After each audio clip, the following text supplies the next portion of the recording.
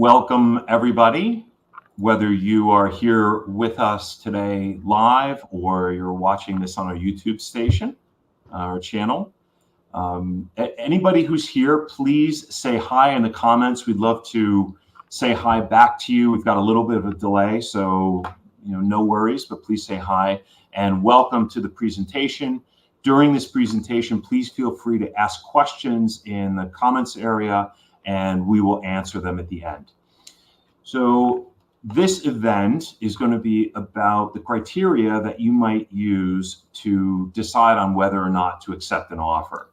This presentation is geared specifically to mid and senior level professionals who are considering options outside of their current employer or are looking for a new position.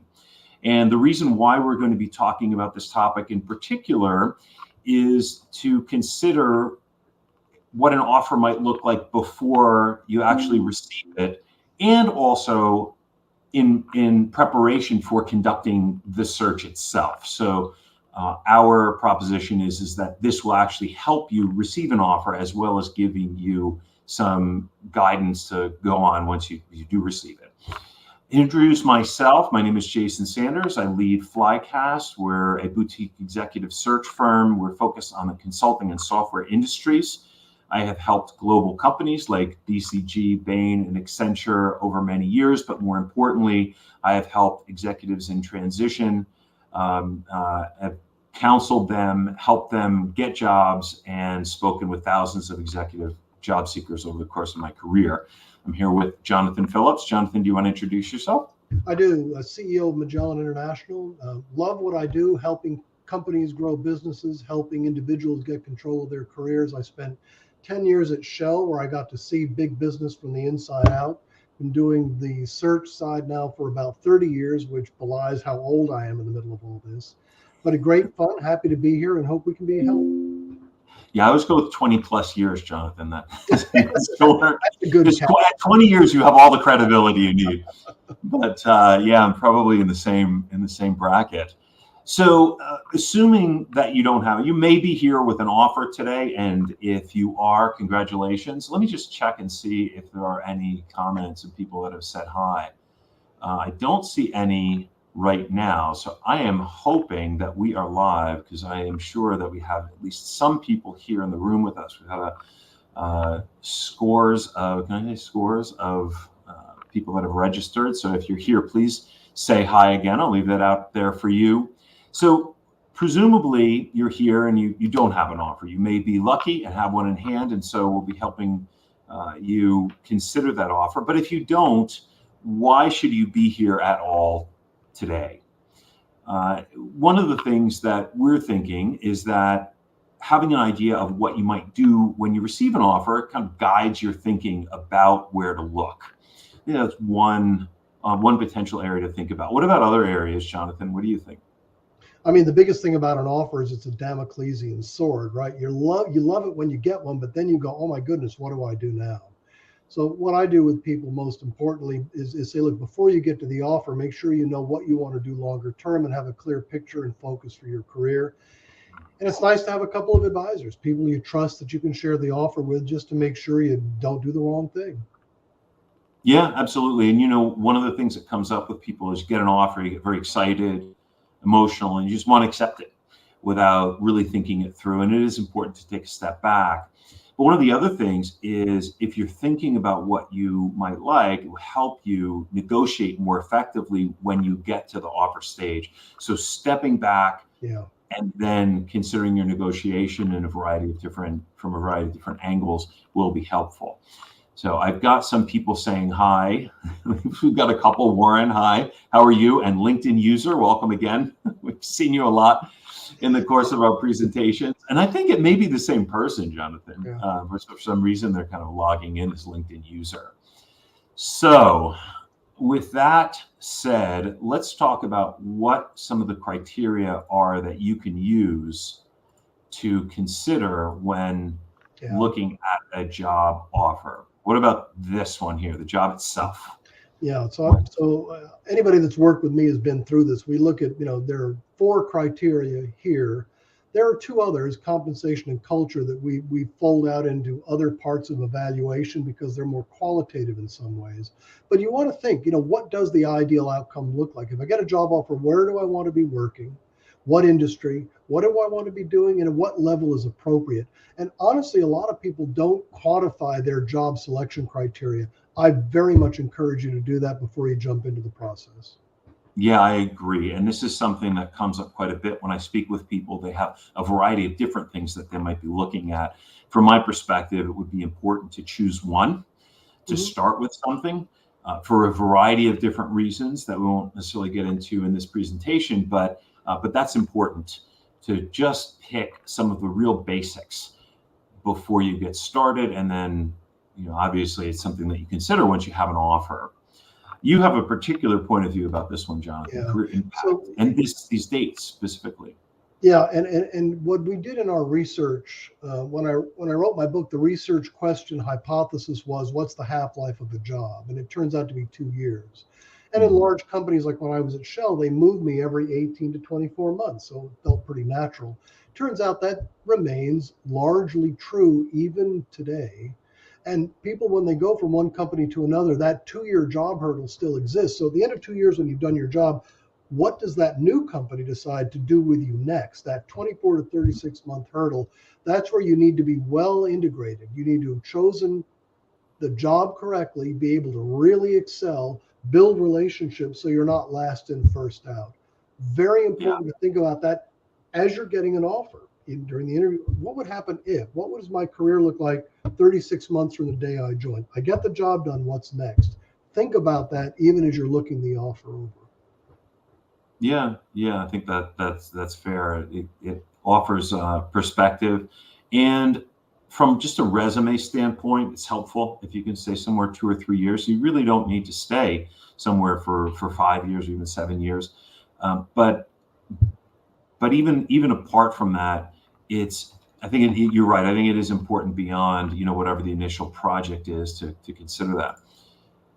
Compensation and negotiation. This one is really very important to consider this from the start, because things could come up in different ways. So, for example, you may find that you need to compromise on certain things in order to get others.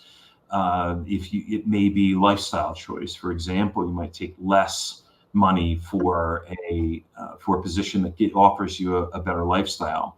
The other thing is that when you are approached initially by a recruiter or have an initial interview, one of the first questions that's going to come up somewhere in that is what is the compensation that you're looking for?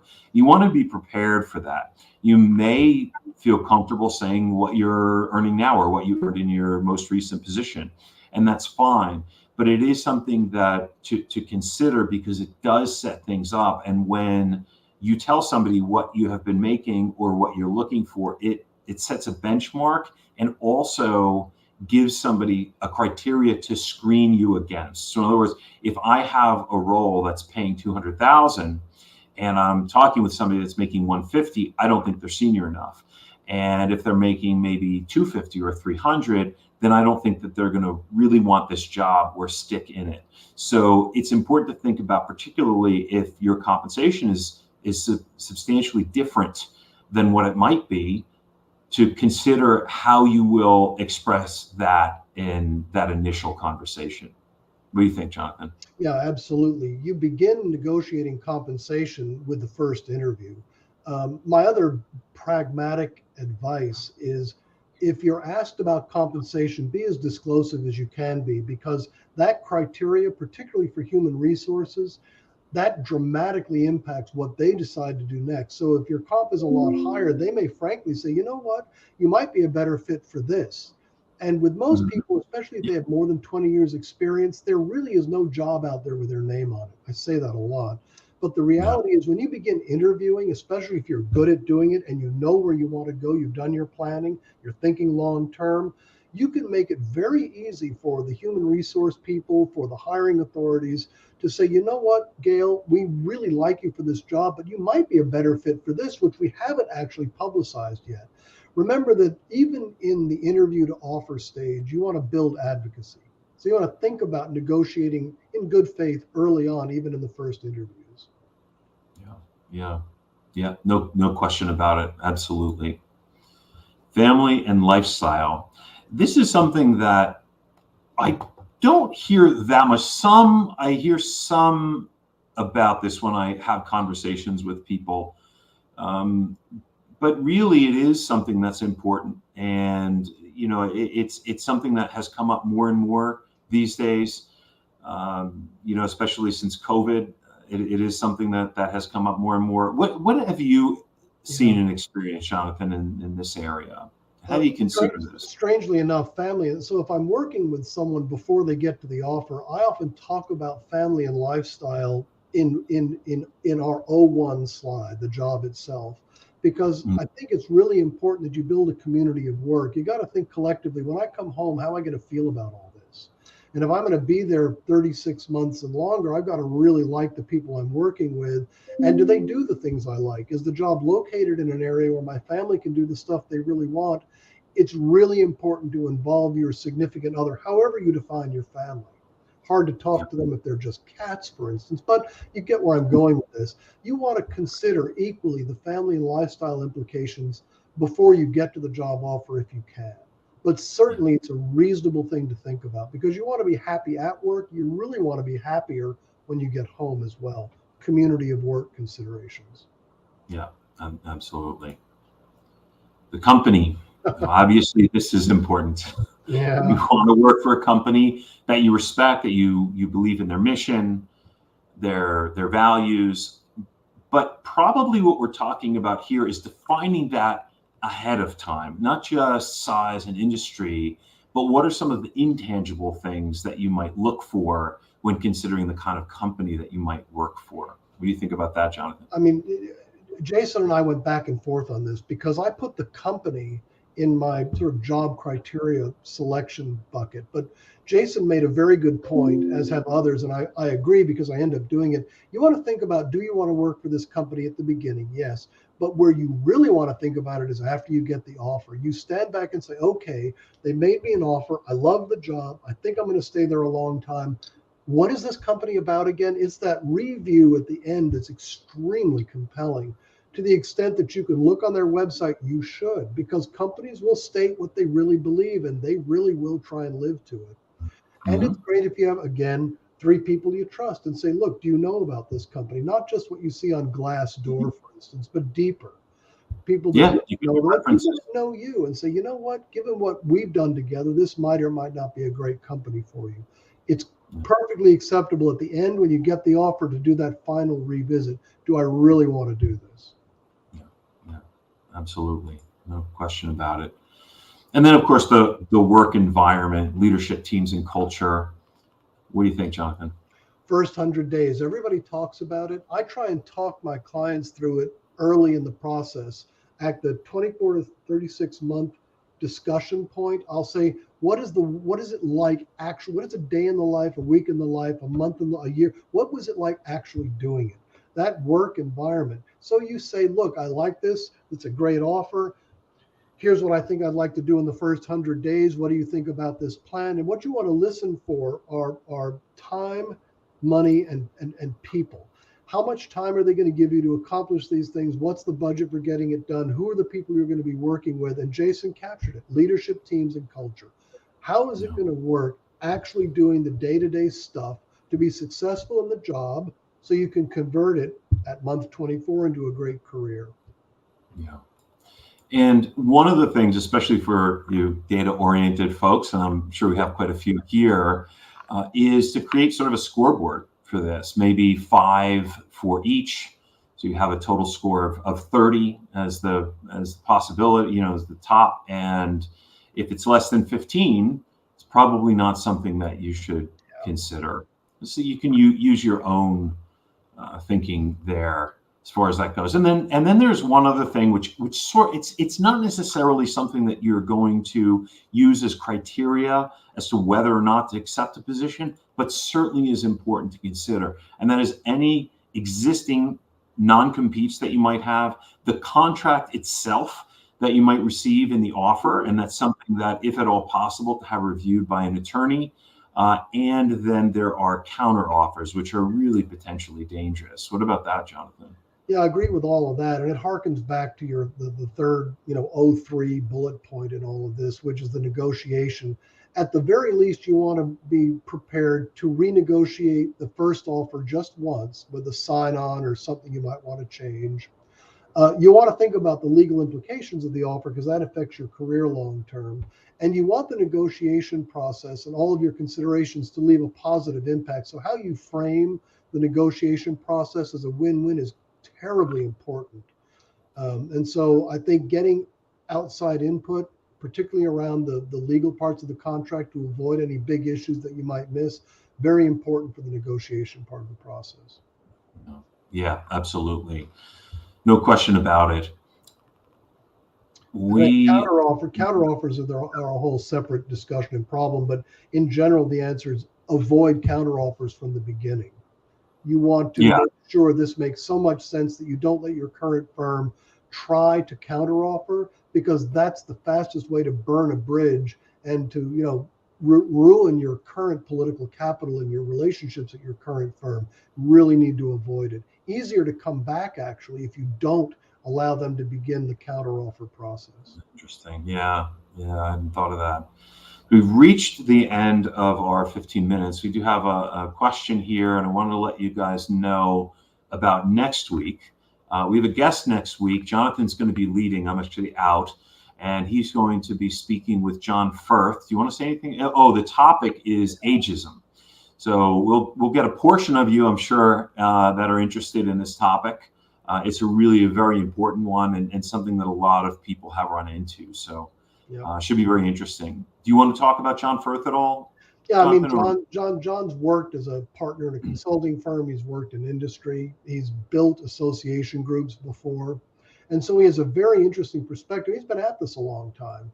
And, one of his comments about 3 years ago was, ageism kind of happens at the beginning. There's a preference for young people. Then there's a preference for how senior you need to be to enter middle management. Then there's this client preference for people with gray hair to deal with customers that are somewhat older. And then there's this, what do we do with senior executives when they pass the age of 50? What do we do? Because companies begin end gaming your career at that point, but most candidates don't think of it that way. And so ageism is something you need to think about, all different points in your career, but you do need to think about how to address it. Very different how to address it later on, but it's something to consider. And John has some great insights on this. Yeah, it isn't just for people over 60, right? Yep.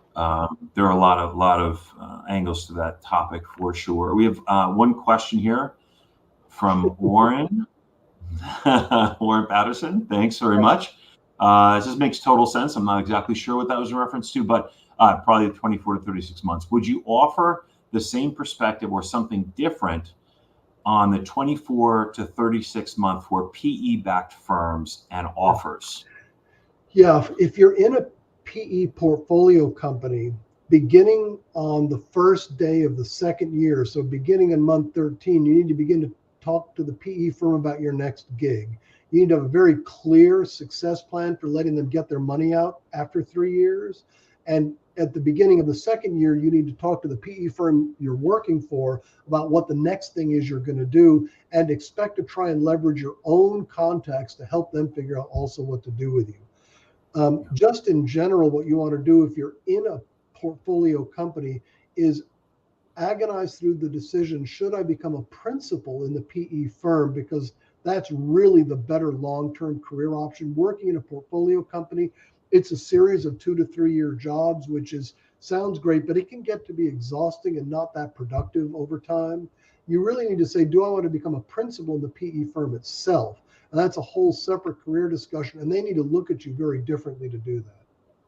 Yeah, and just looking at that move, especially do a lot of work in the software industry with startup software companies, and what I advise people, and particularly working with consultants, is that when considering moving to a company like that, it's important to consider this as a career change that will take time beyond the initial hire, beyond the first job. So, think about being successful in the third position, not the first or second, so that if something goes wrong with the company or it doesn't work out for you personally because, it's not a fit for you in some way, that you have a bit of a longer term perspective on what it means to make that kind of decision to move in that direction.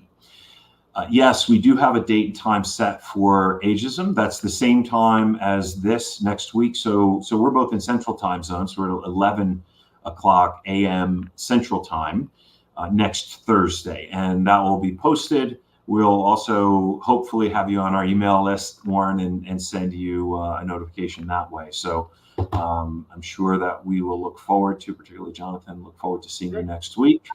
And thanks everybody for coming. Appreciate you having you here, and we'll see you soon.